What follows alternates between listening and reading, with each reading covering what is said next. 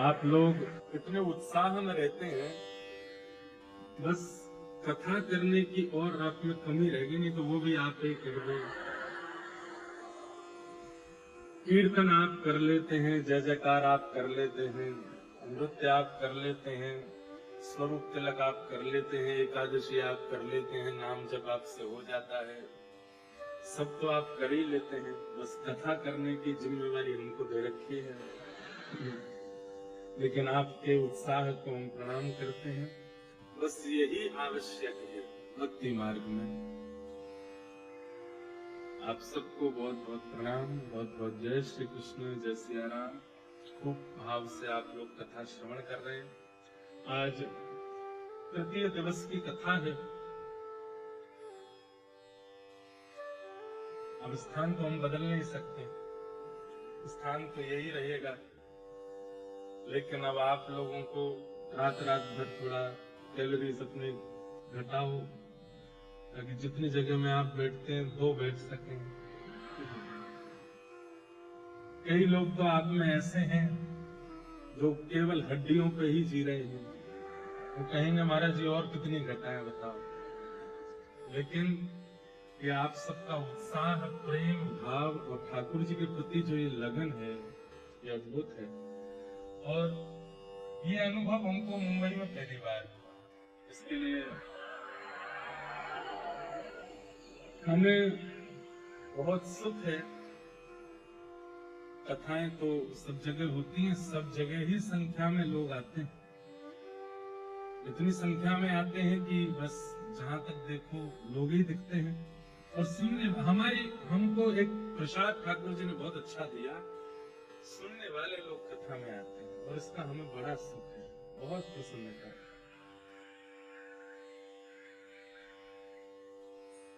इस बात का बहुत सुख है कि आप सब लोग बड़े भाव से कथा सुन रहे हैं, वो आनंद से आप लोग कथा में आते हैं। आज सबसे पहले तो आपको तुलसी दिवस की बहुत बहुत शुभकामनाएं, बहुत बहुत मंगल कामनाएं। बस ठाकुर जी को जो अति प्रिय है वो श्री तुलसी महारानी, जिनके बिना ना विराजते हैं, जिनके बिना ना खाते हैं, जिनके बिना ना पीते हैं, जिनके बिना ना रहते हैं। बंधुओं, वैष्णवों की 3 निष्ठाएं हैं। सबसे पहली नाम निष्ठा। नाम निष्ठा, नाम के प्रति निष्ठा। नाम आप उच्चारण करें तो आपके चित्त में जो नाम कहा गया वो तदनुरूप प्रकट हो जाए, ये नाम निष्ठा। श्री राधा जैसे ही बोलते हैं तो केवल शब्द ना रहे। श्री राधा कहते ही किशोरी जी के मंगल विधान रूप का स्मरण आपके चित्त में बने। और मंगल विधान रूप यदि चित्त में नहीं धारण कर सकते, हम लोग अभी इतने योग्य नहीं कि हम ठाकुर जी का स्वरूप हमारे चित्त में आए, श्री जी का स्वरूप हमारे चित्त में आए, तो उसके प्रति हम दूसरा भाव रख सकते हैं। बरसाना का स्वरूप तो चित्त में आ सकता है। जब श्री राधा कहे तब श्री बरसानो धाम चित्त में आ जाए, जब श्री राधा कहे तब वृंदावन धाम चित्त में आ जाए। अच्छा, इसमें भी ऐसा होता है कि हम लोग दोष दृष्टि वाले हैं, थोड़ा कम करो, हम लोग दोष दृष्टि वाले हैं। कई बार ऐसा हो सकता है कि बरसाना का चिंतन किया, वृंदावन का चिंतन किया, श्री राधा वृंदावन का चिंतन हुआ, लेकिन चिंतन में कुछ भी आ सकता है, और वृंदावन की ऐसी स्मृति आ गई कि हम चश्मा पहन के घूम रहे थे, बंदर आके ले गया।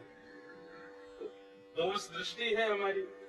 तो ऐसा भी हो सकता है कि हम धाम का चिंतन करें तो धाम में हमारे साथ जो अनुचित हुआ वो चिंतन में आ जाए। तो इसका फिर दूसरा विधान आचार्य चरण बताते हैं कि नाम जब लें श्री राधा, तो सबसे सुंदर है ब्रज में रहने वाले ब्रजवासी संत वैष्णवन को चिंतन करो, उन रसिकों का चिंतन करो जो वृंदावन में रहते हैं, जो वृंदावन वास करते हैं। इतने इतने महापुरुष हमारे ब्रजमंडल के जिनके दर्शन सुलभ हैं, ऐसे भी महापुरुष ब्रज में हैं जिनके दर्शन सबने नहीं किए।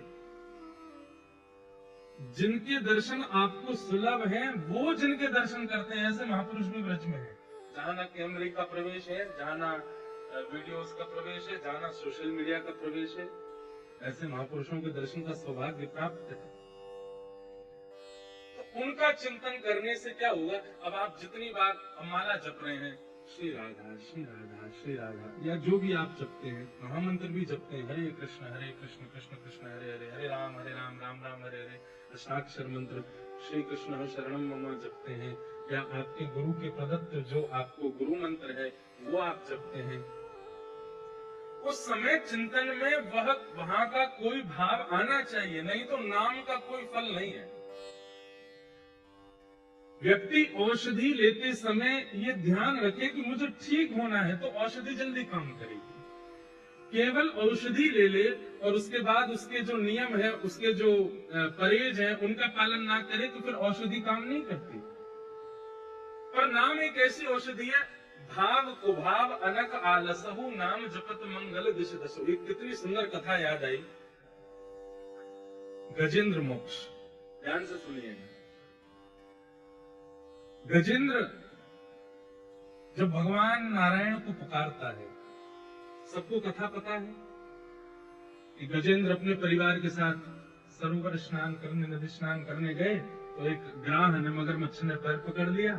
सबने खूब प्रयास किया, लेकिन गजेंद्र बाहर नहीं आए। 3 दिन 4 दिन निकल गए, लेकिन कोई निकाल नहीं पाया।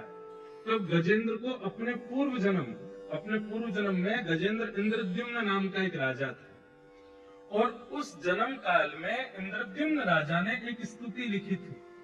वो स्तुति एक जन्म बाद गजेंद्र के रूप में उसको याद आई, और तब वह उस स्तुति का गान करता है। पूरी स्तुति में किसी देवी का नाम नहीं, किसी देवता का नाम नहीं, किसी का नाम नहीं लेता। सब देवी देवता आकाश में खड़े हो गए, गजेंद्र की ओर देख रहे हैं, लेकिन कोई भी नहीं जा रहा, क्योंकि सब मानिना बन के बैठे कि हमें पुकारे तो हम जाएगा। जब सबको नाम नहीं बोले, तब अंत में गरुड़ पर विराजमान होकर शंख चक्र गदा पद्मधारी नारायण गए। तब स्तुति के अंत में गजेंद्र कहता है, नारायण खिल गुरु भगवन नमस्ते। मैं नारायण, जो अखिल ब्रह्मांड के गुरु हैं, परमात्मा है, मैं उनको प्रणाम करता हूं। लेकिन गजेंद्र मोक्ष जब हो गया, भगवान ने गजेंद्र को उबार दिया, उसके बाद गजेंद्र ने एक क्लैरिफिकेशन दिया। कितना सुंदर है वो, सुनने योग्य बात। गजेंद्र कहता है कि मैंने तो स्वार्थ में पुकारा था, मैं विपत्ति में पड़ा था, मेरी मृत्यु की सैया थी, मेरे को कोई नहीं बचाने आ रहा था, तब मैंने स्वार्थवश होकर के कि हे नाथ मुझे बचाओ, तब मैंने ठाकुर जी को पुकारा।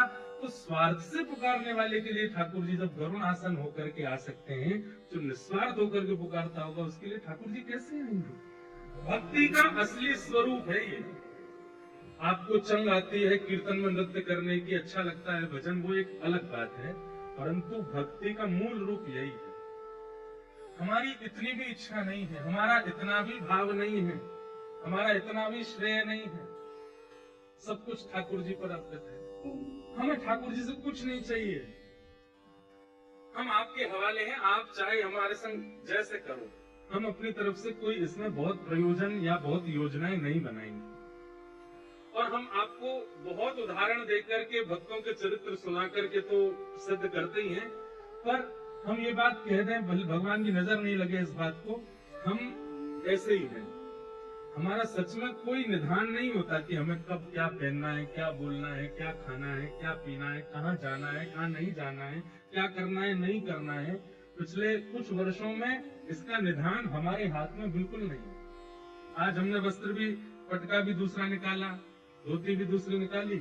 हमारे भक्त जी आए, बोले महाराज जी ये वाला पटका पहना दो, ये वाली माला पहना दो, ऐसे ये हाथ में ये कड़ूला पहना दो, पैरों में ये पहना दो, नहीं ये उतार दो, उतार लो। कान में बचपन से बाली पहनते, हमारी माँ बोली बहुत दिन, अब इसको थोड़ा ठीक करवाऊं, लाओ दो, उतार लो। सब बोले कहाँ गई, मैंने की पता नहीं, जो पहना दे पहन ले, उतार दो उतार ले। तो उसमें भी क्या है विधान कि जो कुछ भी लोग करा रहे हैं हाँ, इतना विवेक तो होना चाहिए कि कोई भाइयों कह दे चलो पब चलो हमारे साथ, वहां थोड़ी जाओगे, ले चलो, ऐसा थोड़ी है।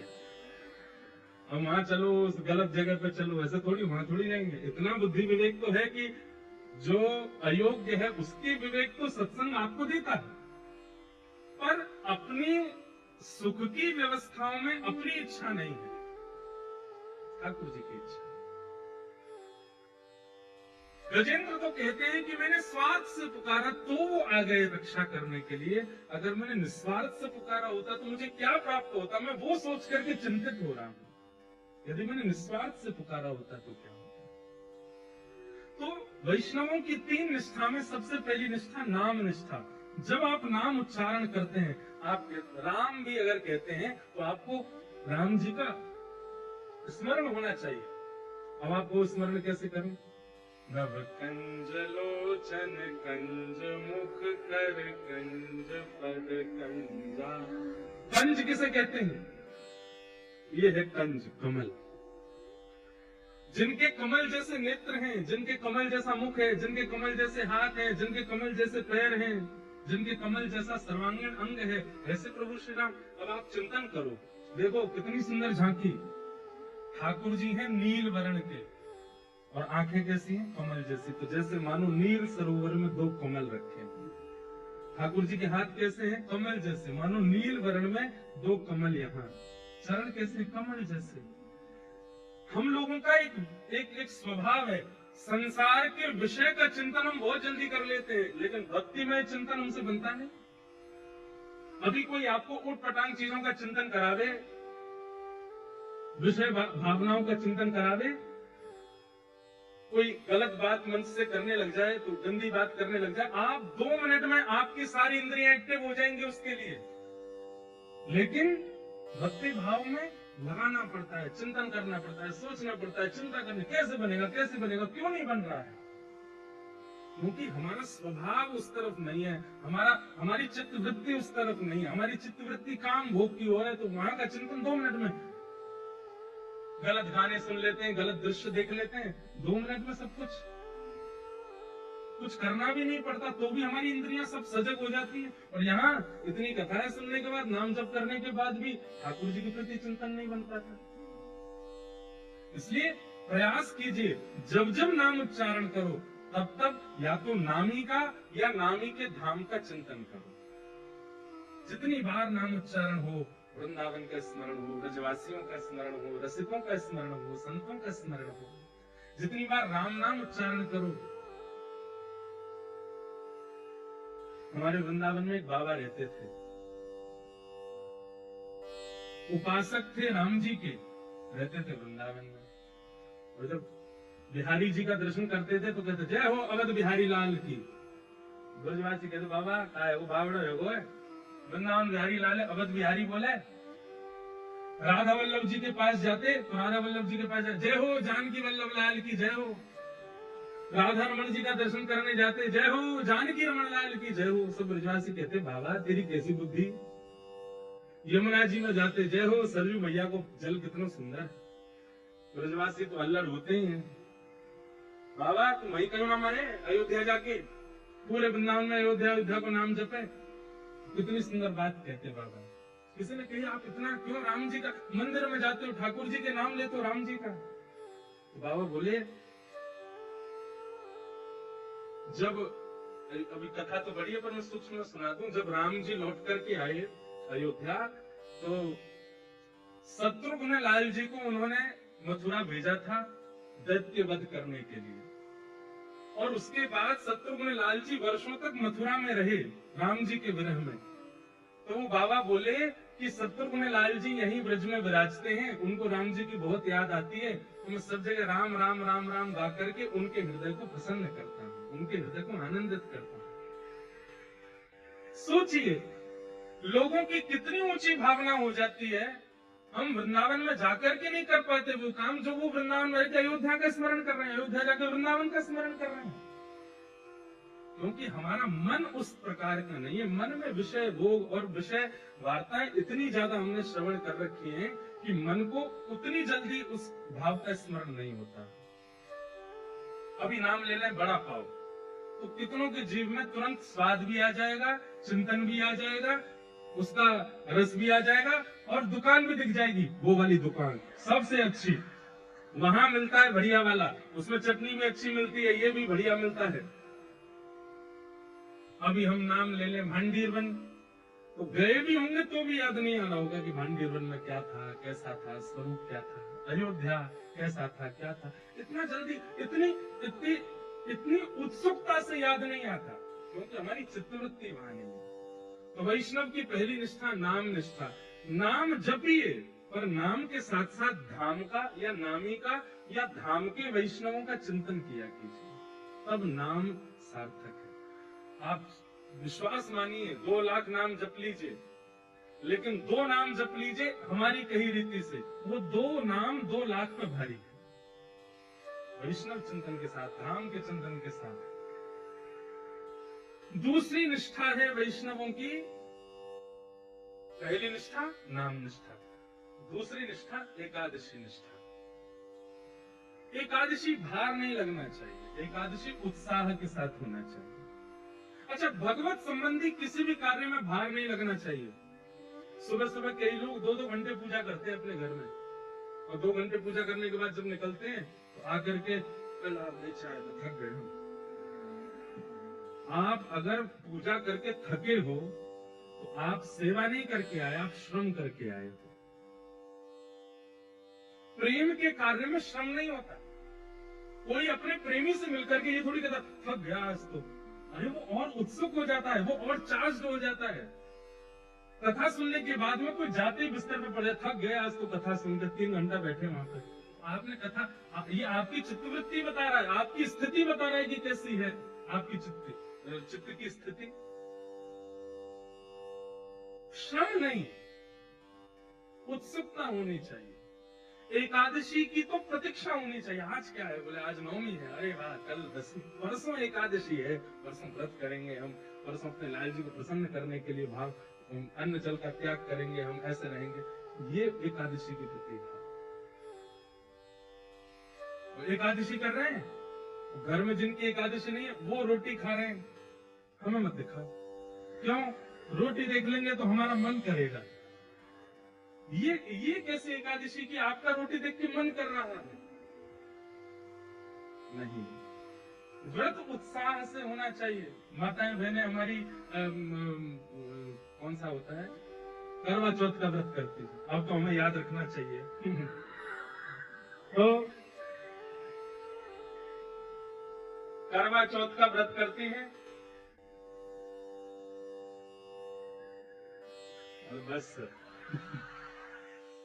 सुनो, हमारी एक बात सुनो, हम कथा करते समय वही है पुराने वाले, ठीक है, उसमें कोई वो नहीं। हमको वैसे ही आनंद आता है कि हम भी छोटे बालक हैं सबकी तरह, उस वैसे ही हमको कथा करनी है 100 साल की उम्र तक। सुनो बात तो सुनो पूरी। अब माताएं बहनें व्रत करती हैं, अब उस व्रत में कई माताएं बहनें जो है वो तड़प सी रही होती हैं कि कब निकलेगा चंद्रमा, कब निकलेगा। उस दिन जैसी चंद्रमा की आराधना, कभी कई जगहों पे बादल आ जाते। इस बार हम करवा चौथ वाले थे तो बद्रीनाथ में थे, तो वहां पर 2-4 माताएं थी, वो भी बोले महाराज जी बादल आ गए। वहां तो बादल क्या, पहाड़ आ गए, पहाड़ के पीछे चंद्रमा है। तो बेचारे वीडियो कॉल करके जहां चंद्रमा दिख रहा, बोले हमको वहीं से दिखाओ। व्रत का मतलब, अब वहां व्रत का जो भाव है वो नष्ट हो रहा है कि आप तोड़ना चाह रहे हो। व्रत का मतलब क्या होता है? व्रत एक प्रकार का संकल्प है। आपने अपने प्रियतम के लिए, अपने प्रिय के लिए आज अन्न जल का त्याग किया है, उसमें उत्साह नहीं है तो वो व्रत श्रेष्ठ नहीं। एकादशी वैष्णवों की करवा चौथ है, हर महीने आती है। जितने तिलकधारी, जितने कृष्ण प्रेमी, जितने वैष्णव हैं, उन सबकी करवा चौथ है एकादशी। और करवा चौथ सौभाग्य से रखती है माताएं अपने पति की दीर्घायु के लिए। ऐसे ही वैष्णव जन अपने लाल जी के, अपने प्रिया प्रियतम के सुख के लिए कि वो राजी रहें।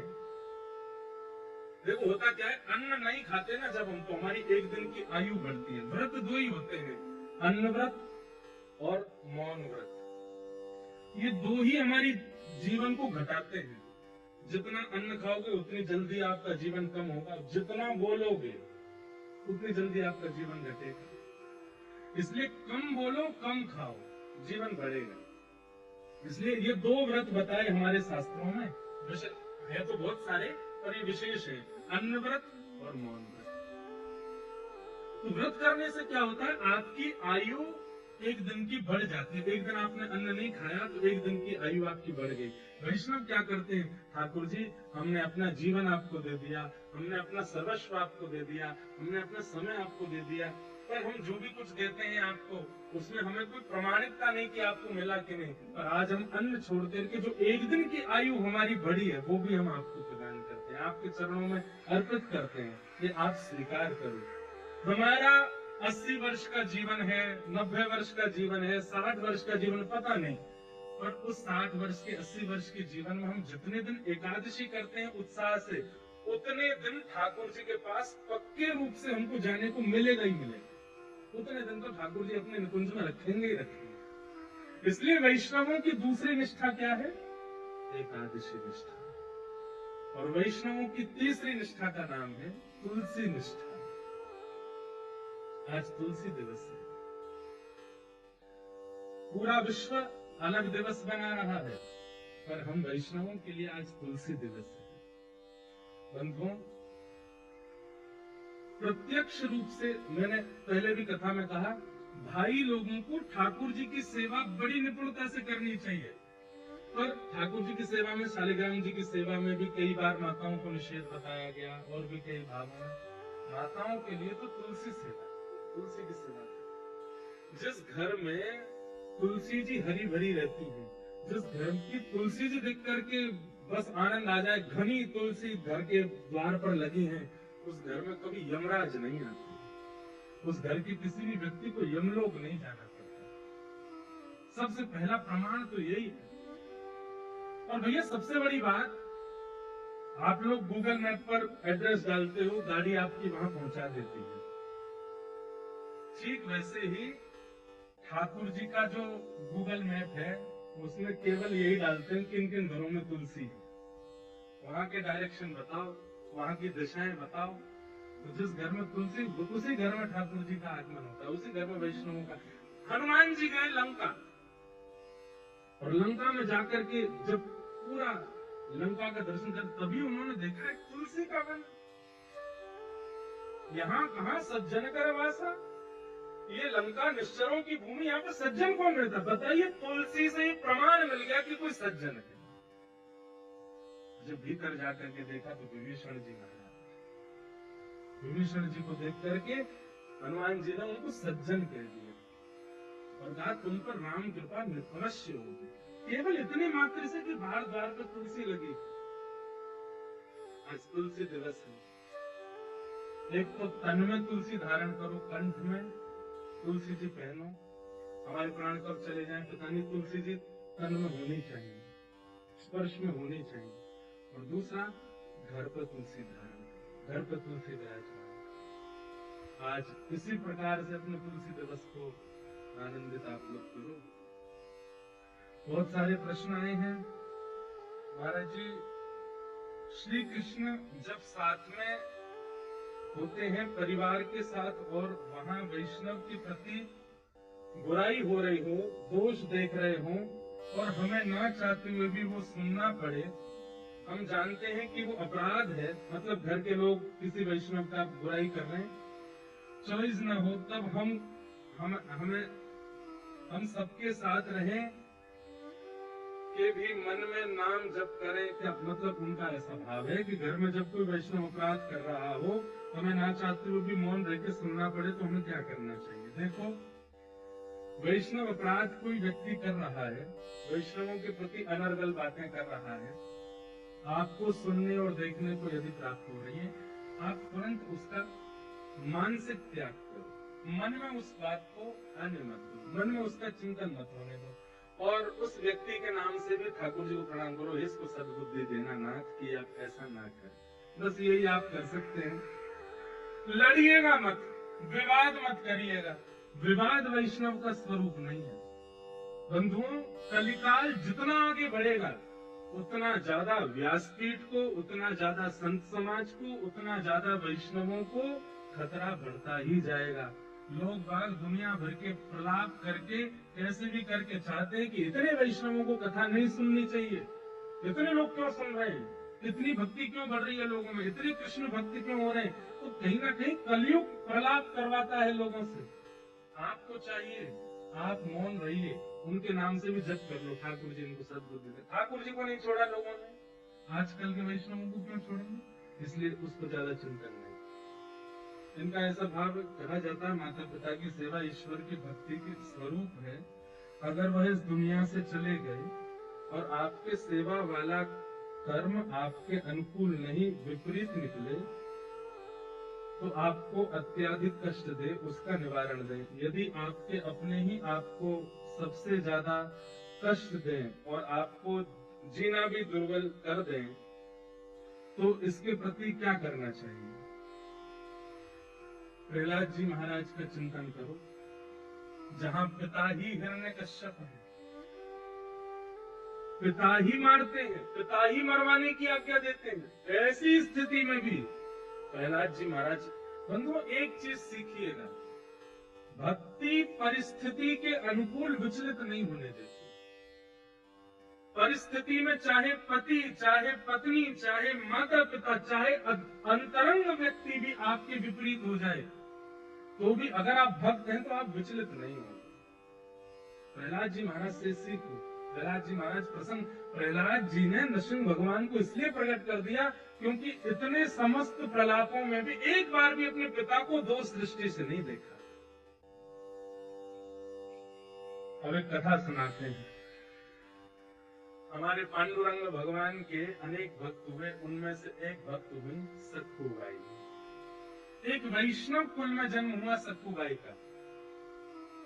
परिवार, माता पिता, भाई बंधु सब भक्त थे। सक्खूबाई का बाल्यकाल और विवाह से पूर्व का जीवन इतना अच्छा था क्योंकि सब भक्त थे।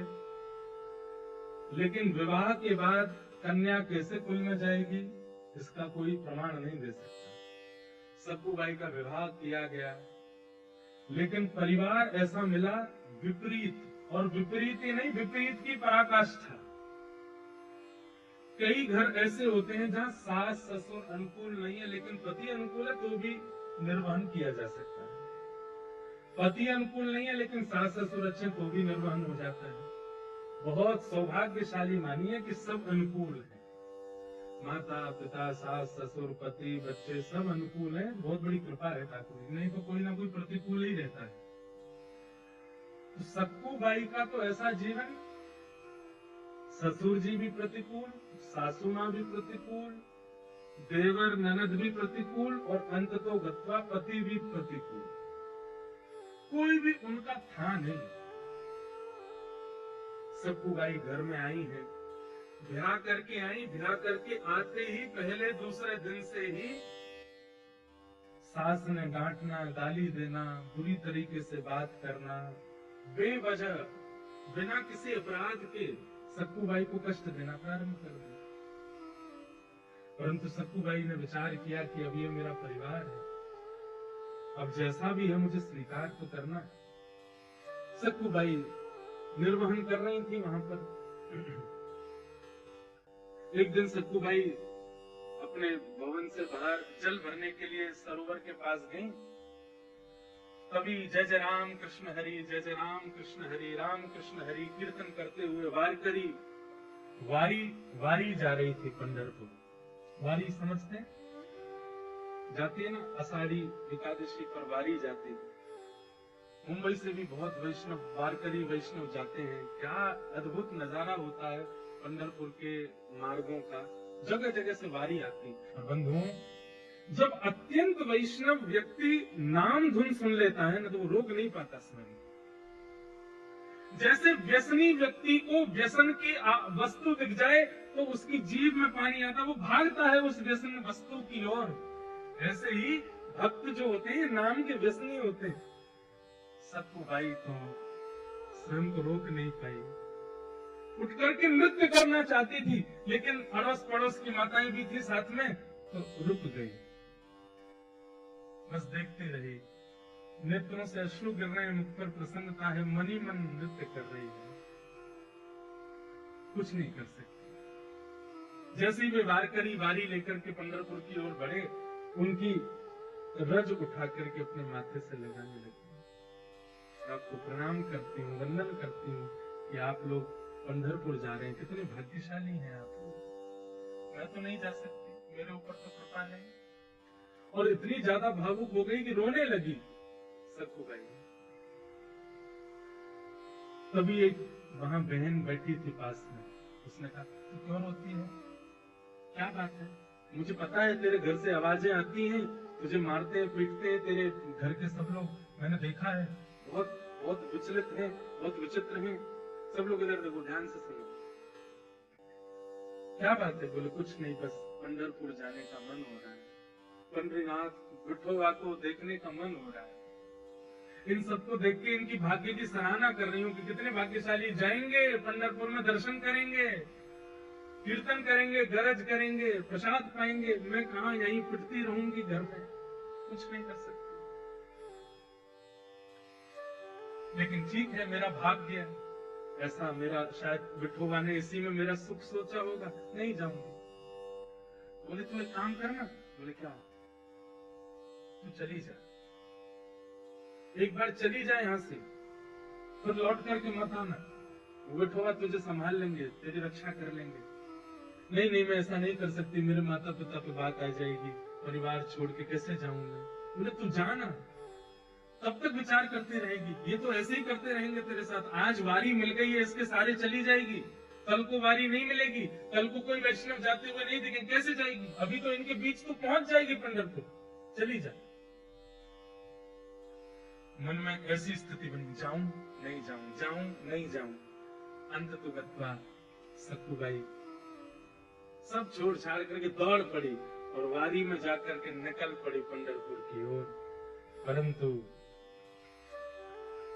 ऐसा है ना कि कई लोग तो आपकी भक्ति में सहायक होते हैं, और कई लोग जो होते हैं उनको ये लगता है ये क्यों कर रहा है भक्ति, इसकी तो शिकायत होनी चाहिए। जो दो चार माताएं बहनें और थी, उन्होंने सखुबाई की सास को जाकर बता दिया। बोले अरे बहू तो निकल गई हाथ से। बोले कहाँ गई? बोले वो वारी जा रही है पंढरपुर, उसमें नाच रही है, संतों के बीच में नाच रही है, और नाचती हुई जा रही है, सब छोड़ छाड़ के निकल गई है। तुरंत अपने पुत्र को बुलाया, पति को बुलाया, अरे सखुबाई चली गई, उसको पकड़ के लाना है। डंडे लेकर के बड़े बड़े पहुंचे, वारी ज्यादा दूर नहीं जा पाई थी, वही सखुबाई के केस पकड़ लिए, लेकर के आए वापस। सखुबाई के तो अभी भी वही कीर्तन चल रहा था मुखमंडल पर, जय जय राम कृष्ण हरि, जय जय राम कृष्ण हरि। परिवार के लोगों ने लाकर के सखुबाई को एक खंभे से बांध दिया, और बांध करके एक एक करके सखुबाई पर प्रहार करने लगे। नेत्रों में अश्रु भर आए, आज रोने लगी फूट फूट करके, हे विठोबा, क्या मैं इतनी बड़ी अपराधी हूं? क्या मैंने इतना प्रारब्ध मेरा गलत है, इतना मेरे जीवन में दोष है, जो मैं पंढरपुर नहीं जा सकती, मैं वारी में नहीं जा सकती, मैं कीर्तन नहीं कर सकती? इतना कष्ट, संकट, विपत्ति, ये सब मुझको प्राप्त होते हैं, क्या मैं इतनी बड़ी दोषी हूं? और बंधुओं, जब ऐसी परिस्थितियां जाती नहीं है ना, बार बार आती रहती हैं, आती रहती हैं, आती रहती हैं, तो भाई सहना तो भक्त को आता है, पर एक समय ऐसा आता है कि भक्त सहते हुए ठाकुर जी को सुना देता है। बोले अब तो बस करो नाथ, आपने जो कुछ दिया मैंने सब स्वीकार किया, पर मैं भी तो एक स्थिति में, कौन सा आपसे वैभव संपत्ति मांग रही हूँ, आपका दर्शन ही तो मांग रही हूँ। जब ऐसा कहकर के सखुबाई रोने लगी, परिवार के लोग मारते हुए थक गए, चले गए अंदर। सखुबाई खड़ी है, सास ने कह दिया अब इसको ना भोजन मिलेगा ना पानी मिलेगा, यहीं खड़ी रहेगी, और सुबह से शाम तक जब जब हम निकलेंगे तब तक मारेंगे इसको। देखो तो सही कैसे जाती है, दोबारा कभी इसके हृदय में इच्छा, इसकी आत्मा घबराए कीर्तन सुन करके, इतना मारना है इसको। सखुबाई भूखी प्यासी खड़ी है और रो रही है, विठोबा, विठ्ठल विठ्ठला, विठ्ठल विठ्ठला, विठ्ठल विठ्ठला। विठ्ठल विठ्ठल विठ्ठल विठ्ठल। सत्तूबाई गा रही है और इतने में ही एक गांव की ही जो जैसे नवारी साड़ी पहनते हैं ना यहाँ महाराष्ट्र में, लांग लगा करके माताएं ऐसे तैयार होती हैं, गजरा वजरा पहन करके, बिल्कुल ऐसी नवारी साड़ी पहन करके सांवली सी एक सखी, स्वयं पंडरीनाथ भगवान एक सखी बन करके आए और आकर के सत्तूबाई के पास खड़े हो गए, नेत्र बंद करके अश्रु प्रवाह करती हुई गा रही है। तभी आकर के जैसे ही पंडरीनाथ भगवान ने स्पर्श किया, एक सखी के रूप में आए थे, नेत्र खोले, नेत्र खोल करके देखा, अरे तू क्यों रोती है, क्या बात है? पंढरपुर जाना है, पंडरीनाथ को देखना है, बस वही इच्छा। तुरंत रस्सी खोलने लगे ठाकुर जी, बोले मत करो, मेरी सास बहुत मारेगी। बोले तू चिंता मत कर, सुन यहाँ से पंढरपुर जाने में 1 रात का समय लगेगा, तू चली जा, जाकर के दर्शन कर और दर्शन करके कल रात्रि तक वापस आ जाना, तब तक मैं तेरी जगह खड़ी हो जाती हूँ, तू मुझे बांध जा यहाँ पर, मैं यहाँ खड़ी रहूंगी। अरे तुम क्यों पीड़ा सहोगी, तुम्हारा तो कोई अपराध नहीं। बोले अपराध तो तेरा भी नहीं है, बदले में मुझे कुछ चाहिए, वो दे देगी। बोले क्या, पूरन पोली बना के खिलाती हो मुझे? सत्तूबाई बोली वो तो तुम खुद भी बना सकती हो। नहीं, मैंने सुना तू बहुत अच्छा बनाती, तेरे हाथ का पाऊंगी। ठाकुर जी बोल रहे हैं चली जा, और मैं पूरन पोली की इतनी शौकीन हूँ, तू 1 रात भी पिट लूंगी, तू लौट के आएगी, मुझे बस खिला देना, फिर तू आके यही खड़ी हो जाना, मैं बांध दूंगी तुझे, अभी तू जा। और आकर के रस्सी खोल दी, सत्तूबाई हट गई, ठाकुर जी खड़े हो गए, बोले सुन मुझे बांध के जा। सत्तूबाई बोली मैं नहीं कर सकती। बोले मैं कह रही हूँ मुझे बांध के जा। सत्तूबाई ने ठाकुर जी को बांध दिया। ठाकुर जी खड़े, पंडरीनाथ खड़े, बोले तू जा, विठोबा का दर्शन करके आ। सत्तूबाई प्रणाम करके चली गई। यहाँ शाम संध्या का समय हुआ और सास ससुर पति सब निकल के आए। ठाकुर जी ने सत्तूबाई का ही रूप धारण कर लिया, जैसे सत्तूबाई के केश खुले थे, घाव थे, वैसे ही बन गए। आकर के फिर से मारना शुरू किया, ठाकुर जी पीड़ा से मेरी सब कुछ चली जाए, दर्शन करके आ जाए। बंधु हमें नहीं पता ठाकुर जी कब कहां क्या कर रहे हैं। आज भी मेरी परिस्थिति के लिए, आपकी परिस्थिति के लिए, हम सबकी परिस्थिति के लिए कहीं तो कुछ कर रहे हैं, वो हमें नहीं पता चलता। कथा सुनना इतने भयंकर कलिकाल में, माया नगरी मुंबई में आसान है। यहाँ समय भी रोकता है, यहाँ परिस्थिति भी रोकती है, यहाँ के लोग भी रोकते हैं कथा सुनने से, फिर भी आप आ रहे हैं। ये विट्ठल कर रहे हैं तभी आप आ रहे हैं। आपको रोकने वाले, आपको टोकने वाले, आपकी परिस्थितियों को किसी भी प्रकार से करने वाले उन लोगों को लेट कर देते होंगे, उनको कैसे भी करके उनका फोन इंगेज जा रहा होगा, आपसे बात नहीं हो पा रही होगी, कुछ भी करके ठाकुर जी ऐसी परिस्थिति बनाती कि तू जा कथा सुन, ताकि तेरी भक्ति में और वर्धन हो जाए।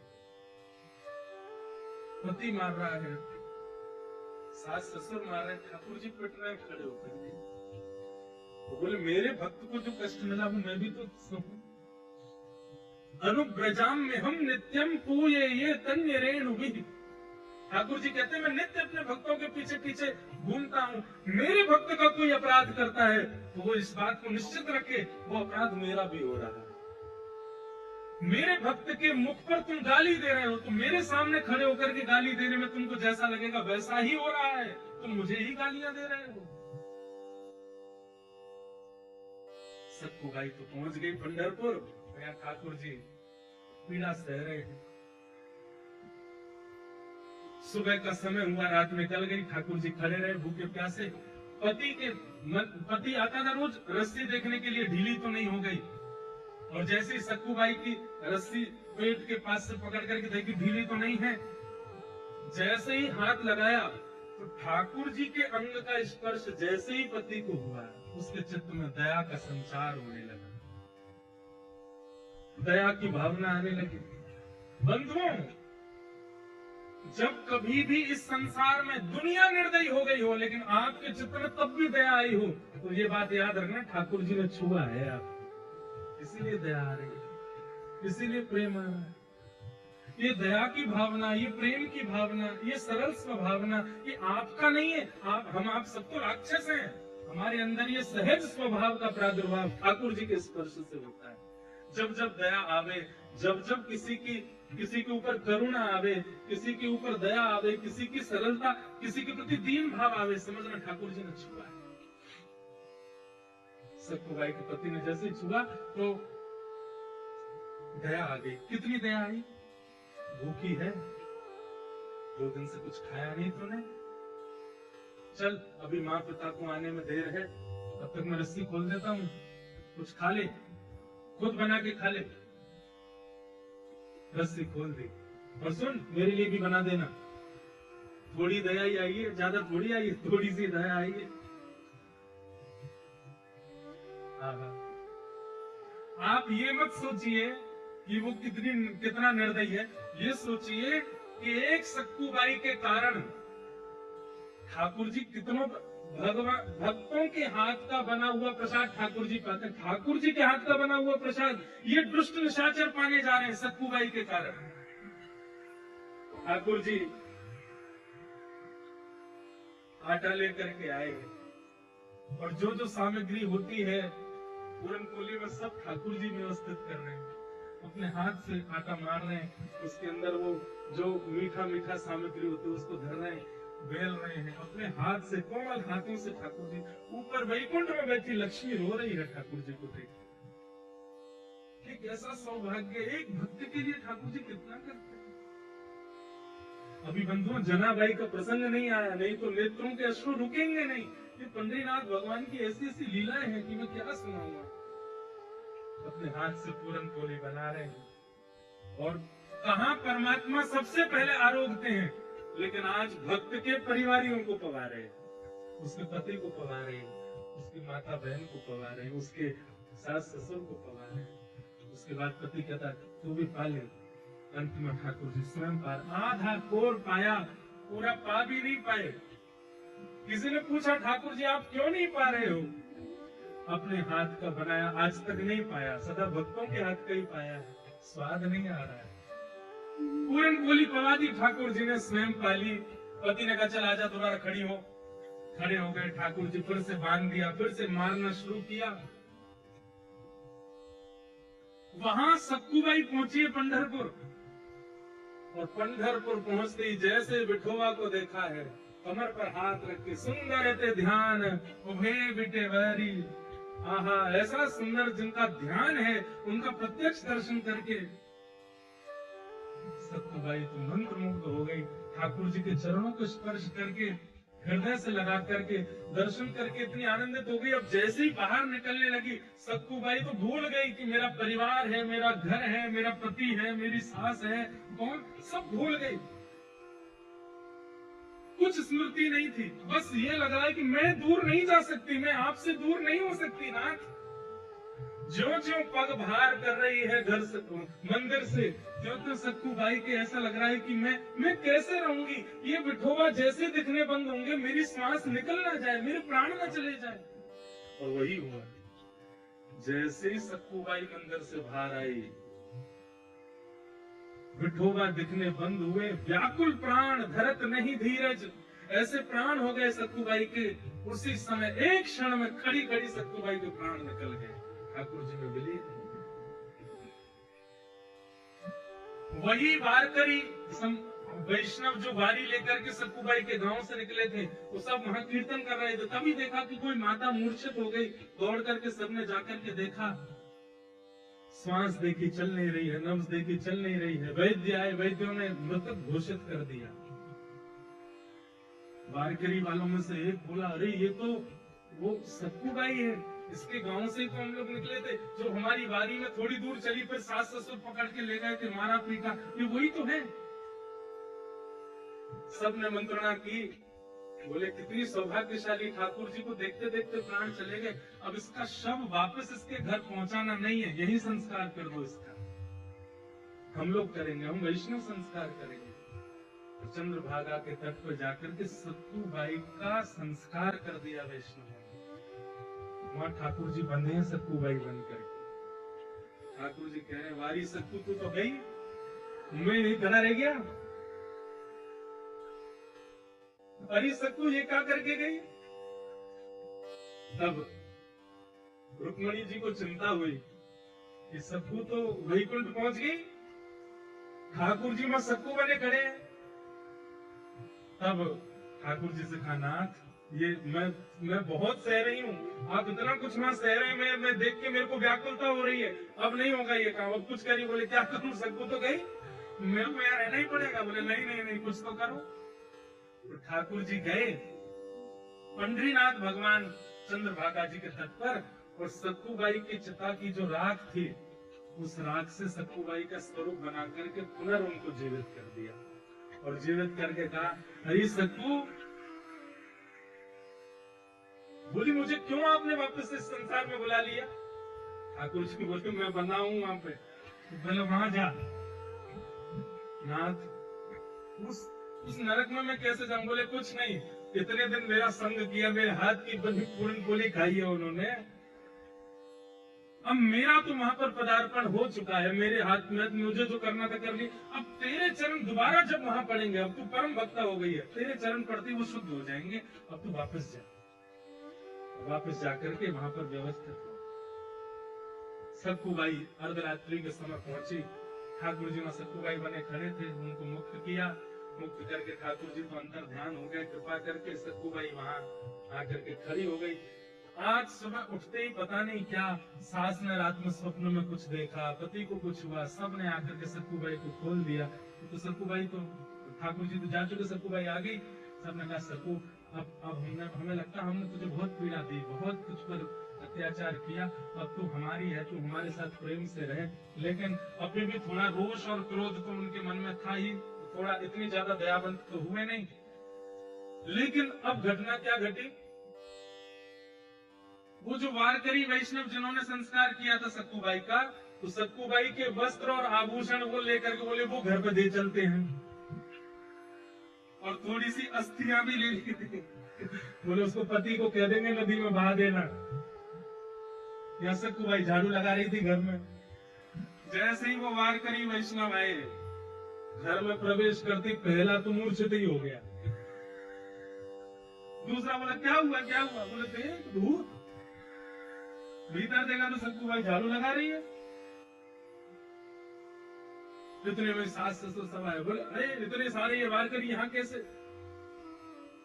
बोले हमें समझ नहीं आ रहा ये हुआ क्या है। बोले क्यों?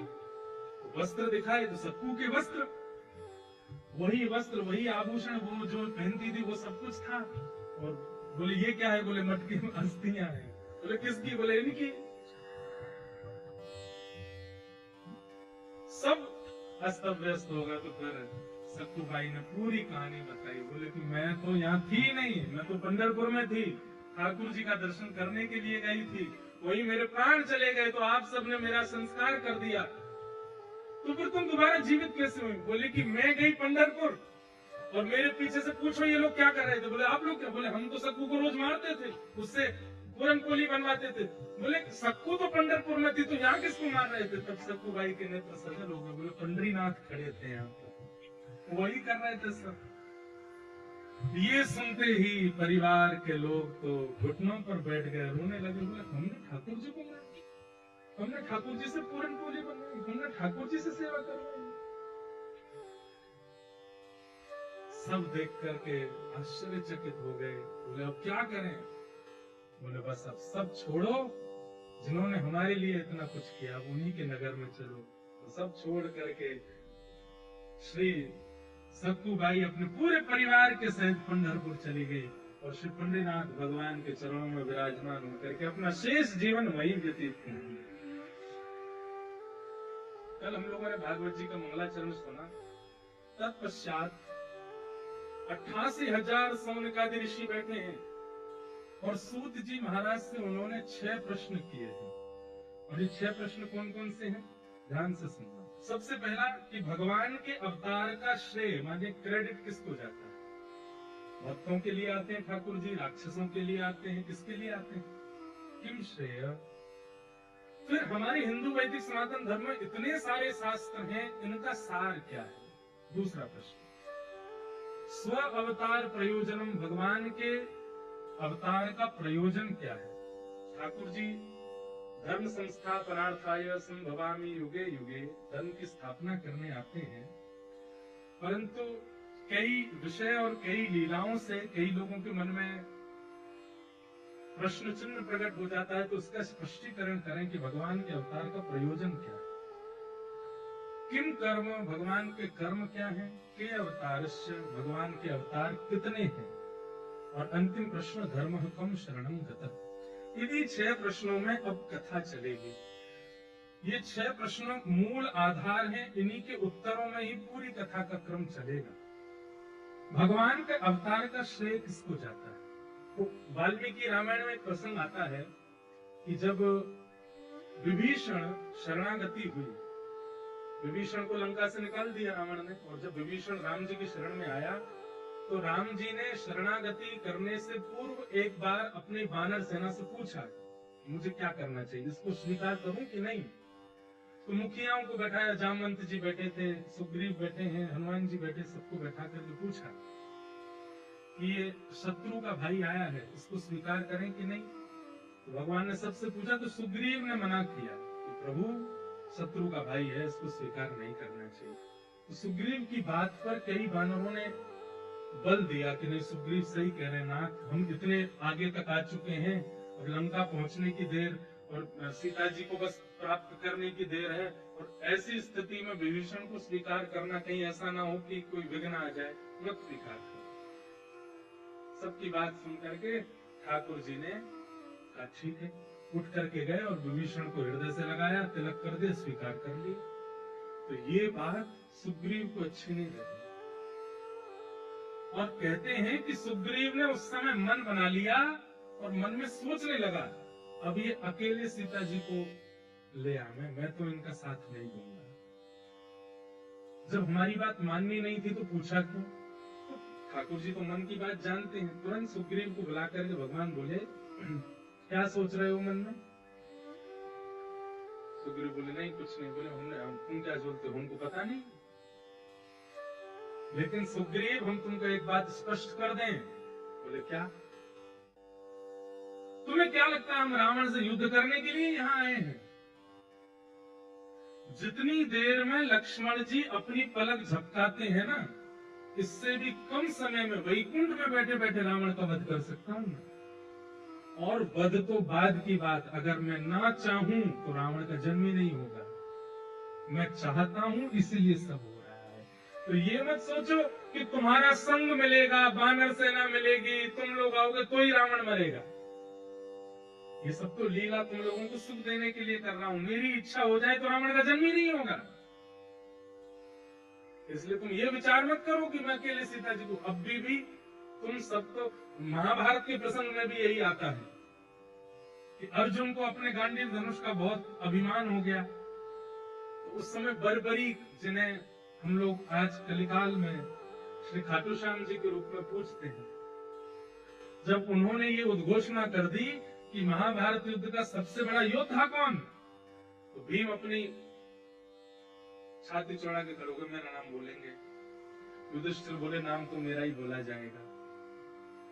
अर्जुन ने अपना धनुष आगे कर दिया कि ये दिखेगा तो ये मेरी तरफ बोलेंगे। दूर खड़े थे ठाकुर जी, बरबरी बोले, महाभारत युद्ध के सबसे बड़े योद्धा कृष्ण। तो उस समय परिहास करने लगे पांडव और हंसते हुए बोले, बरबरी जिसने शस्त्र भी नहीं उठाया पूरे महाभारत में, तुम कह रहे हो सबसे बड़ा योद्धा वो? जिन्होंने केवल भोजन पानी किया है, शयन किया है, थोड़ा बहुत रथ चलाया, तुम कह रहे हो सबसे बड़े योद्धा वो? हमें लगता है तुम्हें दिखाई नहीं दिया। बोले, इसीलिए तो कह रहा हूं सबसे बड़े योद्धा वो जिन्होंने बिना शस्त्र की पूरी सेना मार दी। अरे अर्जुन, अरे युधिष्ठिर, वास्तव में तो जब कौरव कृष्ण के विपक्ष में खड़े हुए, मृत्यु तो तभी हो गई थी उन लोगों की।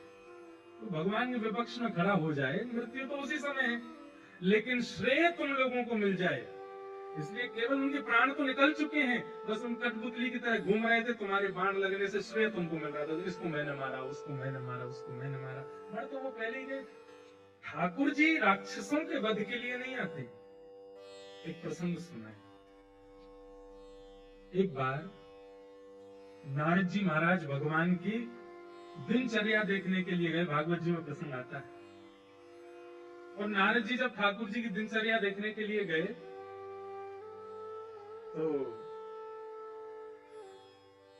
सुबह सुबह पहुंचे। सब लोग देखो, इधर देखो, ध्यान से सुनो, बहुत अच्छा प्रसंग है। सुबह सुबह नारद जी पहुंचे तो ठाकुर जी कहीं जा रहे थे, नारद जी आ रहे थे, तो नारद जी ने कहा, ठाकुर जी प्रणाम, दंडवत साष्टांग किया, बैठो बैठो आता हूँ। ठाकुर चले गए। नारद जी अंदर गए तो लक्ष्मी जी ने बैठाया, आसन दिया, आइए विराजिए, कुछ भोजन प्रसाद बाल भोग करेंगे, नाश्ता पूछा। नारद जी बोले नहीं सब ठीक है, ठाकुर जी कहाँ गए सुबह सुबह? तो लक्ष्मी जी बोली ये रोज जाते हैं, सुबह उठते ही चले जाते हैं, कहाँ जाते हैं ये मुझे नहीं पता, सुबह उठते ही स्नान ध्यान करके चले जाते। तो नारद जी हमारे जो हैं, जैसे हमारी जीवन के स्क्रिप्ट राइटर ठाकुर जी हैं, ऐसे ठाकुर जी की लीला के स्क्रिप्ट राइटर नारद जी हैं। कई बार कई लीलाएं तो नारद जी की वजह से होती है ठाकुर जी के जीवन में। तो नारद जी बोले अच्छा, कैसी गृहिणी हो आप कि आपके पतिदेव सुबह सुबह कहीं जाते और आपको पता ही नहीं है?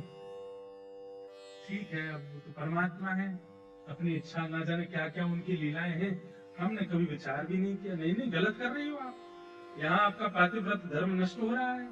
आपके पतिदेव सुबह सुबह उठ करके कहीं जा रहे हैं और आप देखती तक नहीं हो उनकी ओर। तो लक्ष्मी जी के मन में शंका आ गई।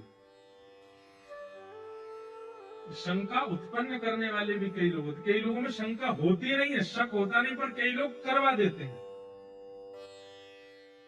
अच्छे रूप में हो तो कोई बात नहीं है, बुरे रूप में नहीं होना चाहिए। नारद जी महाराज ने शंका उत्पन्न करा दी। बोले क्या करूं मैं, आप बताओ। बोले कुछ नहीं, कल जब सुबह जाएं तो पीछे पीछे जाना, आप देखना कहाँ जाते हैं और थोड़ा पता तो लगाओ, बाकी आगे का हम देख लेंगे, सब क्या करना है।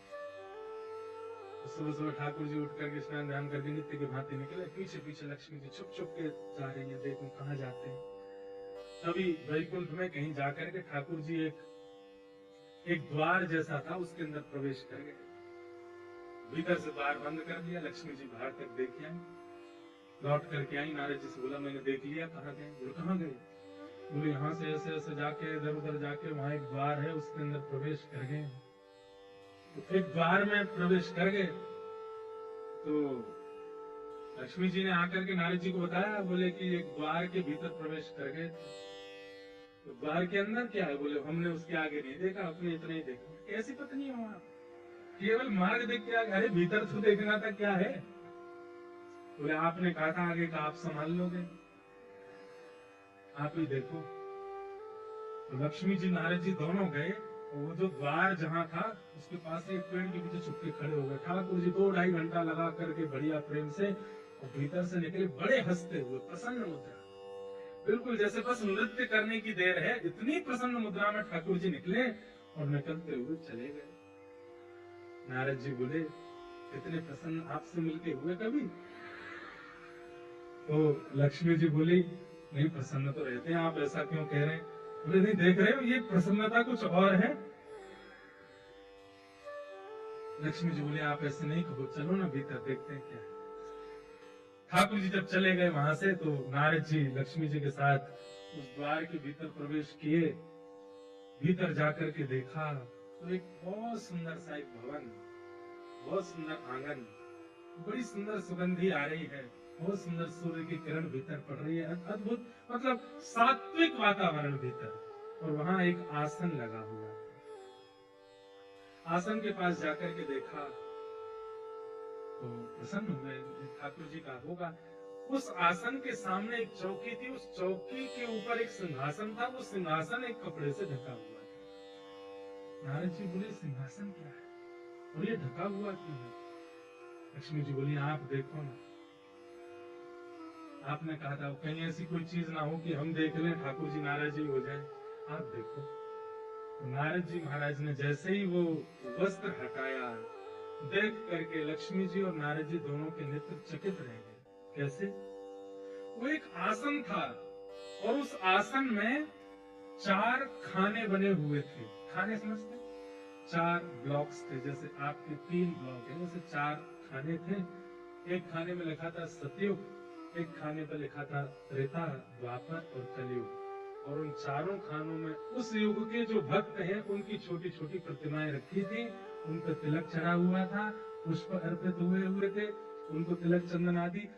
मतलब सतयुग के भक्तों के स्वरूप, त्रेता के भक्तों के स्वरूप, द्वापर के भक्तों के स्वरूप, कलयुग के भक्तों के सबके स्वरूप रखे और ठाकुर जी उनकी आराधना करके गए।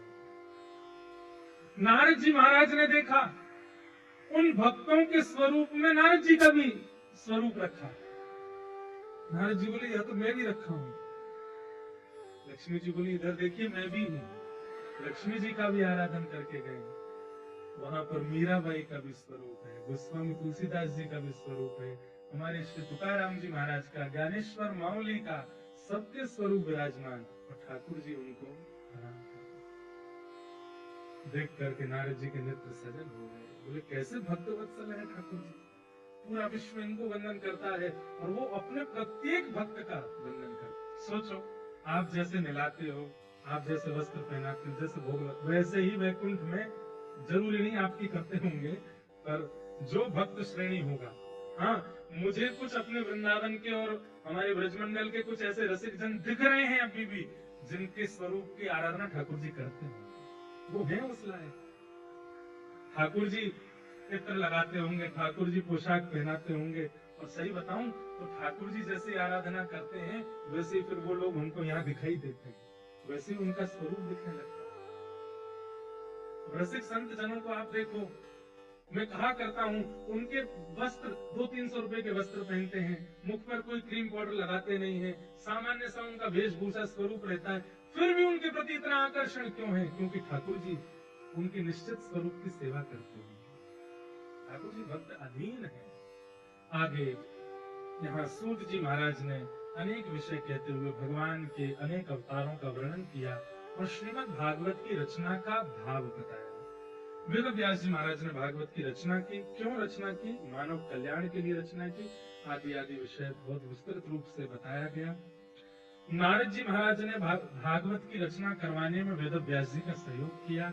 उस प्रसंग को सुनाते हुए फिर यहाँ से थोड़ी महाभारत का प्रसंग सुनाया।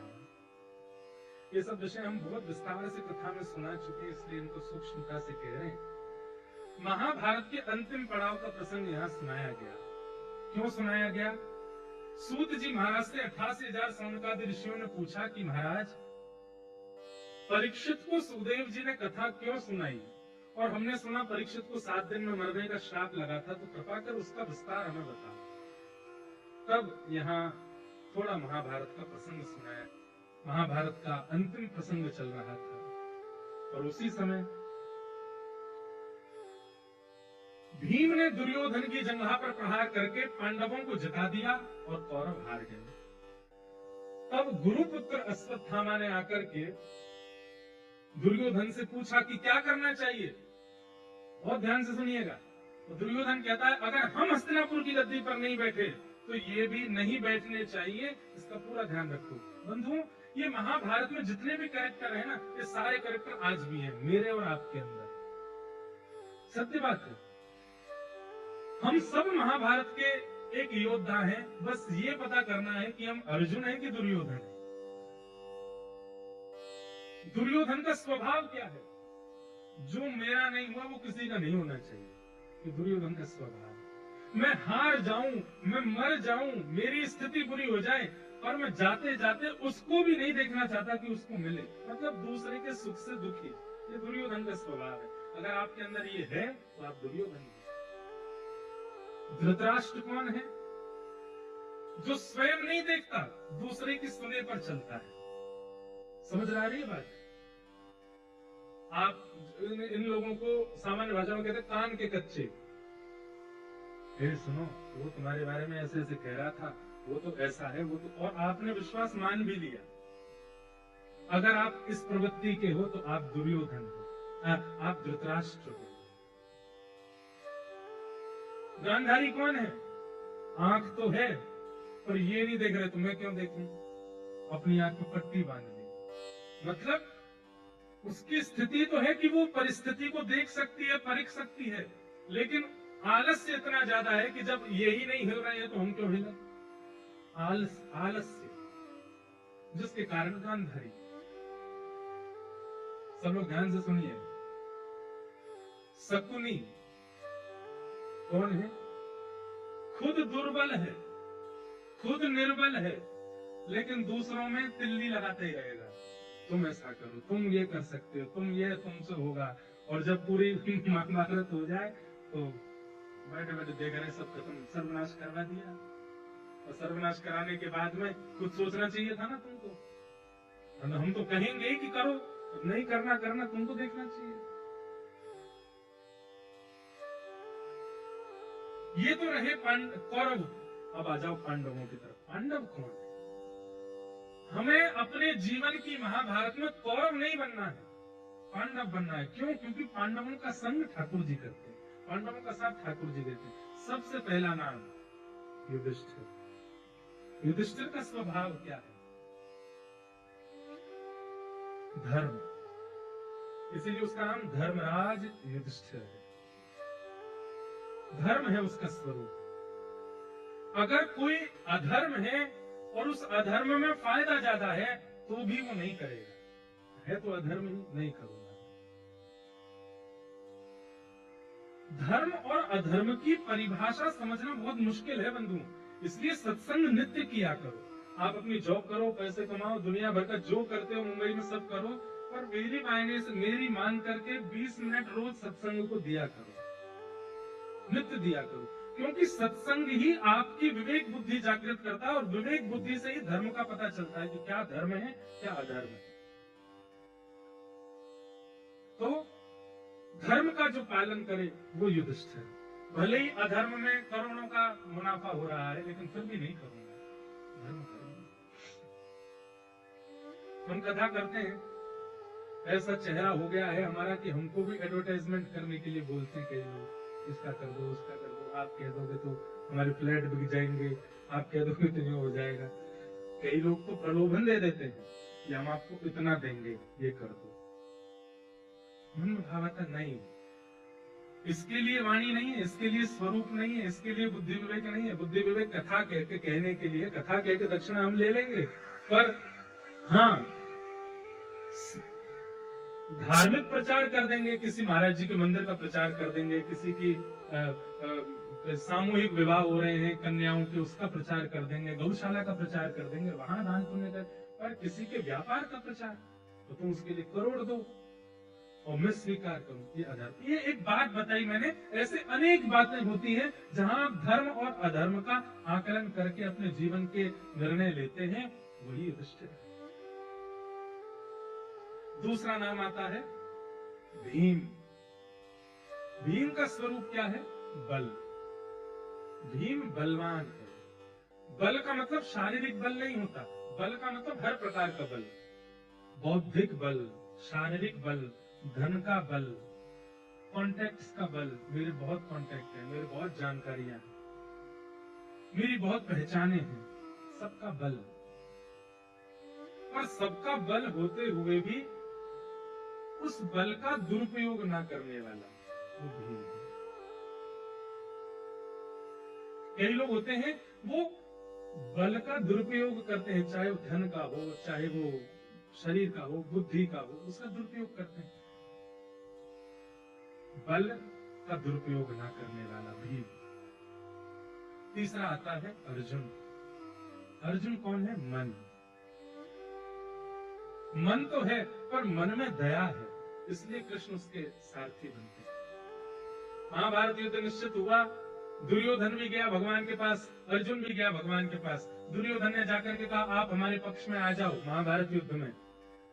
अर्जुन से पूछा, अर्जुन बोला हम भी आपको ही चाहते हैं, पर आपकी इच्छा हो तो आप आ जाओ। भगवान बोले देखो तुम दोनों के पास मेरा जाने का मन है, पर मैं एक निर्णय लेता हूं। क्या? एक तरफ मेरी सेना, एक तरफ अकेला मैं, और मैं बिना शस्त्र अस्त्र के आऊंगा, खाली हाथ, निहत्था। अब तुम दोनों चूज करो क्या चाहिए। दुर्योधन बोला मुझे सेना चाहिए। दुर्योधन सेना लेकर के चला गया और अर्जुन के पक्ष में आ गए भगवान। जब दुर्योधन चला गया तो भगवान कहते हैं पागल, तूने सेना क्यों नहीं मांगी? वैसे ही तुम्हारी सेना इतनी कमजोर, और वो वहां पर भीष्म पितामह है, वहां पर द्रोणाचार्य हैं, वहां पर कृपाचार्य हैं, वहां पर इतने बड़े बड़े योद्धा हैं, उनको सेना की आवश्यकता नहीं थी। मैं चला जाता, निहत्था खड़ा रहता वहां पर, तू लपक करके पहले सेना मांग लेता। नहीं मांगा तूने, वो मांग के चला गया। अब तेरी तरफ अकेला मैं आऊंगा, वो भी बिना अस्त्र शस्त्र के। अर्जुन कहता है, बहुत सुंदर बात लगती है मुझे ये, एक भक्ति का सिद्धांत यहाँ बैठे हर व्यक्ति का यही सिद्धांत होना चाहिए। क्या? अर्जुन कहता है, हे नाथ, मैं आपको मांगने नहीं आया था और ना मैं आपसे मांगने आया था। आप मुझे कुछ दो ये भी मेरी इच्छा नहीं थी, और आप मेरे पास आओ ये भी मेरी इच्छा नहीं थी। भगवान बोले तो फिर क्यों आया? अर्जुन अपना हाथ भगवान के हाथ में देके कहता, खुद को देने आया था, खुद को अर्पित करने आया था। ये महाभारत समुद्र मेरे सामने है नाथ, मैं आपको लेकर के जाऊं ये मेरी योग्यता नहीं है। और एक और बात, अर्जुन बोला आपको लेके जाऊंगा तो व्यवस्था मुझे करनी पड़ेगी। क्या खाओगे, कब खाओगे, कहां सोओगे? 8 बार तो भोजन करते हो आप, अष्टयाम सेवा होती ठाकुर जी की। मैं आपको लेकर के जाऊं तो सारी जिम्मेवारी मेरी बनेगी। आप कहोगे गर्म पानी लाके दो, आप कहोगे ये करो वो करो, आप मेरे मेहमान हो जाओगे। आपकी मेहमान नवाजी मेरे बस की बात नहीं है। तो मैं आपको मांगने नहीं आया था, आपसे मांगने नहीं आया था, मैं तो अर्पित करने आया हूं खुद को कि नाथ ये समुद्र है महाभारत का मेरे सामने, अब आप देखो, आप जानो, आपका काम जाने। मेरे मरने में अगर सफलता हो तो मार देना, बचाने में हो तो बचा लेना, आप देखो। बस इस बात ने महाभारत का युद्ध जिता दिया अर्जुन को। आप देखो क्या करना। ठाकुर जी ने मन में एक बार तो विचार, पहले तो भावुक हो गए ठाकुर जी, अर्जुन को हृदय से लगा, वाह अर्जुन अब तू देख महाभारत युद्ध, तू देखना। बस एक बात का याद रखना, क्या मैं कहूं तो दिन, मैं कहूं तो रात, मैं कहूं तो चल, मैं कहूं तो बैठ, मारा गिरधर लाल थारो नचायो नाचो, यही करना। बोला हाँ ठीक। भगवान ने परीक्षा ली, सबको कथा पता है। एक समय आया बीच मैदान में, रथ रुक गया अर्जुन का, घोड़े प्यासे हैं, चिंगाड़ रहे थे घोड़े, और सामने से बाणों की बौछार, आगे नहीं बढ़ रहा है रथ। अर्जुन घबरा करके बोला नाथ अब क्या करें? बोले तुम्हारे घोड़े प्यासे हैं, पानी पिलाओ। बीच युद्ध मैदान में कैसे पिलाओ? उतर करके गांडीव धनुष से पृथ्वी में गड्ढा करो, पानी का स्रोत निकालो, घोड़ों को पानी पिलाओ। एक बाण में ही निकल आएगा क्या पानी? कितने फीट नीचे पानी है, कब तक गड्ढा करना पड़ेगा, तब जाके जल का स्रोत निकलेगा। घोड़ों को पिलाना, वापस घोड़ों को, ये असंभव जैसी बात थी। भगवान परीक्षा ले रहे थे अर्जुन की। अर्जुन नीचे उतरो, पानी का स्रोत निकालो, घोड़ों को पानी पिलाओ, वापस घोड़ों को रथ में लगाओ, पीछे बैठ जाओ। लेकिन अर्जुन ने दूसरी बार विचार नहीं किया, तुरंत उतर गया। और जबकि आप सब जानते हैं कि महाभारत युद्ध में सब लोगों के बाण पर एक ही नाम होता था कि अर्जुन, ये मरना चाहिए। सामने समूह खड़ा है बाण तान करके, और अर्जुन उस समय उतर जाता है। जब अर्जुन उतर रहा था ना, तो ठाकुर जी के नेत्र सजल हो रहे थे। जब अर्जुन तस्कर से बाण निकाल के पृथ्वी में गड्ढा कर रहा था, ठाकुर जी भावुक हो रहे थे। कितना विश्वास है इसको मेरे पर, ये जानते हुए भी कि सामने वाले छन्नी बना देंगे इसको। उतर गया नीचे, पूरी प्रक्रिया हुई, घोड़ों को पानी पिला करके वापस रथ में लगा दिया। तब अर्जुन सोचता है मैं मरा क्यों नहीं अभी तक, मुझे किसी ने मारा क्यों नहीं? और जैसे ही उसने कौरव पक्ष की ओर देखा तो सब धनुष बाण ताने खड़े हैं, लेकिन चला कोई नहीं रहा है। और सबकी दृष्टि देखी तो सब अर्जुन के रथ के ऊपर की ओर देख रहे थे। तो अर्जुन ने कहा ये रथ के ऊपर देख रहे हैं, मैं भी तो देखूं। जैसे ही मुड़ करके देखा, ठाकुर जी मदन मोहन बन के खड़े थे। इतना सुंदर रूप बना करके खड़े हो गए कि सब ठाकुर जी को देखते रहेंगे, भूल गए कि अर्जुन को मारना है। मदन मोहन, यानी कि कामदेव को भी जो मोहित कर ले, इतना सुंदर रूप धारण कर लिया ठाकुर जी ने, भूल गए कौरव कि हमको मारना है अर्जुन को। तो अर्जुन को इशारा किया, जल्दी बैठ।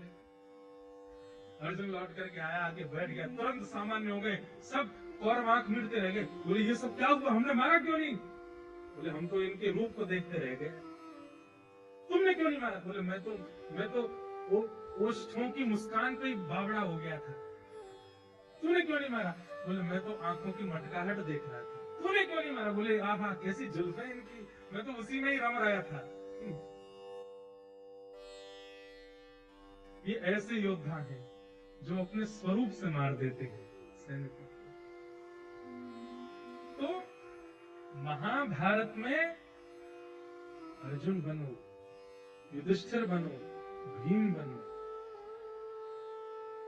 तब इस संसार रूपी महाभारत के तुम पांडव हो और कृष्ण आपके सारथी बनेंगे।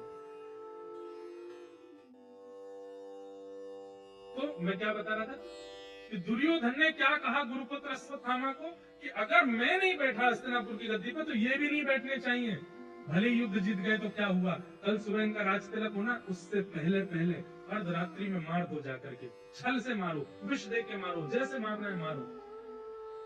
अश्वत्थामा अर्धरात्रि में गया मारने के लिए, लेकिन जाको राखे साइया मार सके ना कोई। भगवान आधी रात में ही पांडवों को लेकर के कहीं और चले गए। द्रौपदी के 5 पुत्र सोते रह गए, अश्वत्थामा ने उनको मार दिया। प्रातःकाल होती अश्वत्थामा को दंड दिया।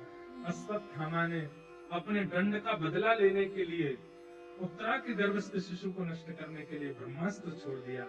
भगवान ने उत्तरा के गर्भ में प्रवेश करके उस बालक की भी रक्षा की, और वही बालक जन्म लेकर के भागवत का श्रोता परीक्षित बना।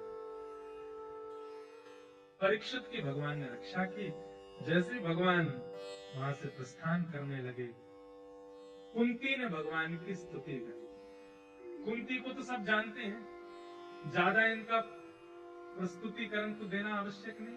पांडवों की माता जी, भगवान की बुआ कुंती, बुआ कुंती भगवान से, अपने भतीजे से कह रही है कि आप अपनी मैया देवकी से भी ज्यादा मुझसे प्रेम करते हैं, ये बात मुझको पता है। तो भगवान बोले, किसी पुत्र से ऐसा कहना कि तुम अपनी माँ से ज्यादा मुझसे प्रेम करते हो, ये कैसे संभव हो सकता है? माँ से ज्यादा प्रेम थोड़ी कोई कर सकता है अपनी किसी और माँ को। आपके पास इसका क्या प्रमाण है? तो कुंती कहती है, कंस ने आपके जन्म लेने से पहले 6 बालकों को मार दिया। देवकी मैया के 6 बालकों को मारा था कंस ने। आपने उनकी रक्षा नहीं की और मेरे 5 बालकों की छाया बन करके रक्षा कर रहे थे, हर स्थिति में रक्षा कर रहे थे। इसलिए मुझे ये बात लगती है कि आप मुझसे बहुत प्यार करते हैं, बहुत प्रेम करते हैं। पर बात ये विशेष नहीं थी, बात अगली विशेष है। अगली बात में कुंती क्या कहती है, आप मुझसे बहुत प्रेम करते हैं तो मुझे पता, पर मेरी भी सुन लीजिए। बोले क्या? त्वयैव नाथेन मुहुर विपद गणात्। मेरे पुत्र खड़े, मेरा पूरा परिवार खड़ा है, सर्वस्व खड़ा है, सबके सामने कह रही हूं, त्वयैव नाथेन, इस संसार में मेरा कोई भी नहीं है, ना ये पुत्र मेरे हैं, ना परिवार, केवल आप मेरे, केवल आप मेरे। कहते तो बहुत लोग, जितने ताली बजाई सब कहते हैं कि ठाकुर जी आप हमारे हो, पर आप हमारे हो के साथ साथ हम बाकी सबको भी अपना मानते ही हैं। पर कुंती तो स्पष्ट चुनौती देते हुए सबके सामने कह रही, कोई मेरा नहीं है इनमें से, केवल आप मेरे हो और कोई मेरा नहीं। और तत्पश्चात कुंती झोली फैलाती है और कहती है कि आज आप वापस द्वारिका जा रहे हैं, एक वस्तु आपसे मांगना चाहती है, मुझे देंगे? भगवान बोले, तुम मांगो तो सही, इंद्र की पदवी दे दूंगा, शिवलोक दे दूंगा, रसातल दे दूंगा, जो कहो किसको दे दूंगा, बुआ मांगो तुम्हें क्या चाहिए। तो कुंती कहती है, वो मांगा कुंती ने जो आप सोच भी नहीं सकते। भगवान के आगे झोली फैला करके कुंती कह रही है कि कृपा करके एक वरदान दे दीजिए। बोले क्या? दुनिया में जितने भी कष्ट हैं, जितने भी दुख हैं, जितने भी दारिद्र हैं, वो सब इस भुआ के जीवन में आ जाएं, कृपा करके ये दे दो। भगवान भी विचलित हो गए, भुआ क्या मांग रही हो आप? सुख संपत्ति घर आवे, कष्ट मिटे तन का, गाने वाले संसार में तुम खड़े होकर कह रही हो दुख दे दो, कष्ट दे दो, पीड़ा दे दो, आपत्ति दे दो, विपत्ति दे दो। अरे पता चल भी गया कि मैं भगवान हूं तो मेरे सामने मुख से निकलता नहीं किसी के कि दुख दे दो, आप दुख मांग रही हो। और भगवान कुंती बुआ से कहते हैं, बचपन से आज तक आपने सुख कहां देखा? बाल्यकाल में दुख देखा, छोटी सी अवस्था में। और पूरा कुंती प्रसंग नहीं सुनाना मुझे, और बाल्यकाल से कुंती के जीवन में सुख था नहीं। एक संत की सेवा की कुंती ने बाल्यकाल में, तो उस संत ने प्रसाद रूप में एक मंत्र दे दिया, इस मंत्र को बोल के जिस देवता का आवाहन करोगी तुम्हारे सामने आ जाएगा। छोटी बालिका कुंती ने सोचा ऐसे ही बोल रहे हैं, ऐसे थोड़ी होता है। मंत्र बोलकर कहा सूर्य नारायण आ जाएं, तुरंत सूर्य नारायण प्रकट हो गए। तो कुंती तो घबरा गई, मैं तो ऐसे ही बुला रही थी, आप जाओ।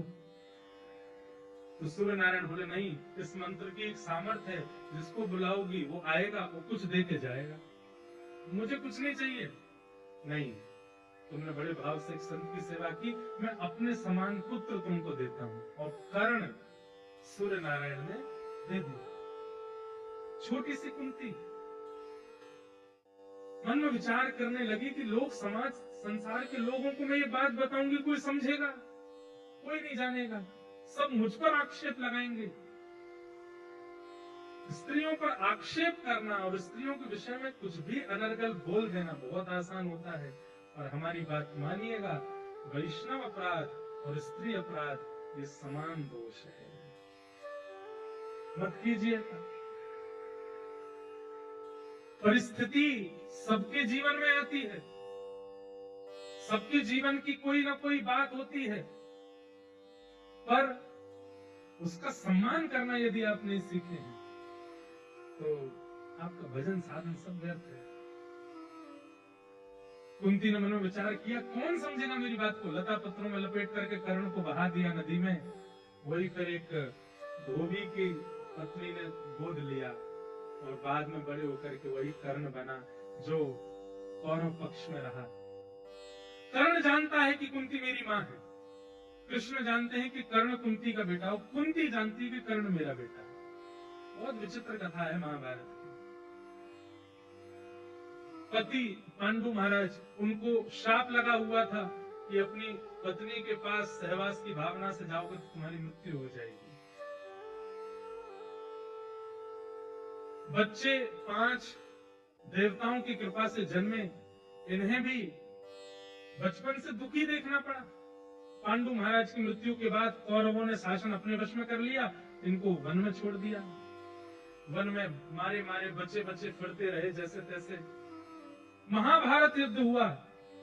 सब कुछ करने के बाद हुआ, ध्यान से सुनिए सब लोग, बचपन से लेकर के अब तक की स्थिति पूरी दिखा दी भगवान ने। मुझे पूरी स्थिति में बुआ ये बताओ, तुम सुखी कब थी? कभी भी नहीं। और आज जब युधिष्ठिर आदि पांडव जीत गए, आज जब बैठने वाले हैं हस्तिनापुर की गद्दी पर, मुझे लगता है आपको आदत हो गई है दुख भोगने की। मेरे आगे झोली फैला के फिर कह रही है दुख दे दो। कितना तो दे दिया, सब कुछ तो देख लिया आपने अपने जीवन में, अब सुख की घड़ी आई है फिर दुख मांग रही हो। कुंती का उत्तर, बंधुओं, कथा का मतलब आपको स्टोरी नहीं सुननी है। कथा का मतलब पूरी स्टोरी है भी नहीं। स्टोरी मतलब झूठ, ये स्टोरी नहीं है, वास्तविकता है। ये सुनने का तात्पर्य क्या है कि इससे हमने सीखा क्या? कुंती से क्या सीख रहे हैं? सब कुछ भगवान ने दिखा दिया कि तुमने इतना दुख देखा, इतना दुख देखा। हम आप सब लोग होते ना तो सिंपैथी के मारे रोने लगते। क्या बताऊं, मैंने सब सहा। हम ऐसे हैं, हमारे जब कोई दुख बताता है ना, अरे भैया तुम तो बड़े ब्रेव हो, तुमने बहुत सहा है। नहीं पता है उस समय मैंने ऐसे ऐसे किया था, मेरी जगह कोई और होता फांसी से लटक जाता, तो मैंने सहा। हम लोग ऐसे हैं, हम लोगों का कष्ट कोई अगर सिंपैथी दे तो हम लोग और ज्यादा भावुक हो जाते हैं उस क्षण में। और कुंती क्या कह रही है? नाथ, आपने अभी कहा कि बचपन से लेकर के आज तक मेरे जीवन में कष्ट था, और कल महाभारत जीत करके मेरे पुत्र जब राज्य गद्दी पर बैठे तो कल से मेरे जीवन में सुख आ गया। हाँ, बोले कल तक जीवन में कष्ट था, कृष्ण संग खड़े थे, सुख आते ही कृष्ण द्वारिका जा रहे हैं, ये मुझे नहीं चाहिए। आप छोड़ करके जा रहे हैं हमें आज। वनवास मिला था हम लोगों को, आप हमारे साथ रहते थे, कभी भोजन पाने आते थे, कभी हमारे साथ खेलने आते थे, कभी बात करने आते थे। पांडु महाराज के साथ जो कुछ भी हुआ, पांडवों के साथ जो कुछ भी हुआ, महाभारत का युद्ध हुआ, सब स्थिति में आप खड़े थे हमारे साथ। और जब आज हम जीत गए, ये सोने का मुकुट जब युधिष्ठिर के माथे पर विराजमान हो गया है, उसके माथे पर स्वर्ण मुकुट विराजित होते ही अगली बात में क्या सुनती हूँ कि कृष्ण आज्ञा मांग रहे हैं कि अब मैं द्वारिका जाऊं। मतलब हमें सुख दे करके आप जा रहे हो, ऐसा सुख मुझे नहीं चाहिए। सुख नहीं चाहिए, दुख नहीं चाहिए, आप चाहिए। और आप यदि दुख में रहते हो तो हमें दुख चाहिए। कुंती ने भगवान की स्तुति गाई, भगवान स्तुति सुनकर के राजी हुए। जैसे ही आगे बढ़ने लगे तो भीष्म पितामह रुदन करने लगे और युधिष्ठिर रुदन करने लगे। तब भगवान पांडवों को लेकर के पितामह भीष्म के पास गए। भीष्म पितामह, बंधुओं, ये भीष्म पितामह की स्तुति है भागवत में। जो व्यक्ति भीष्म पितामह की स्तुति नित्य गावे, ये बात निश्चित है कि उसके प्राण निकलते समय, प्राण तो सबके निकलने हैं, अंतिम श्वास निकलेगी उससे एक क्षण पहले ठाकुर जी आ जाएंगे। ये भीष्म पितामह की स्तुति का फल है।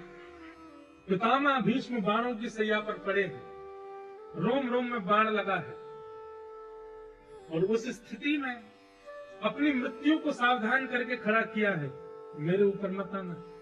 तो कल कथा में कृष्ण जन्मोत्सव है, तो आज तुलसी जी पधराती हैं, अब ठाकुर जी विराजेंगे। तुलसी जी पधराने के बाद ही आसन पर ठाकुर जी आते हैं ना, तो आज तुलसी जी पधरा दी हैं, अब कल ठाकुर जी आएंगे। कल की बात ध्यान से सुनो।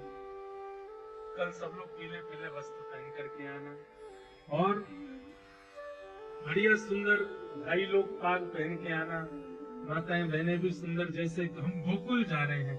कल योगी सभागृह का नाम गोकुल ही रख दीजिएगा, और उसी भाव से कल यहाँ आइएगा। और कल बड़े धूमधाम से आनंद के साथ नंद घनानंद भयो जय कन्हैया, ठाकुर जी का मंगल उत्सव मनाएंगे कल हम लोग, और बड़े भाव से कल आनंद करेंगे।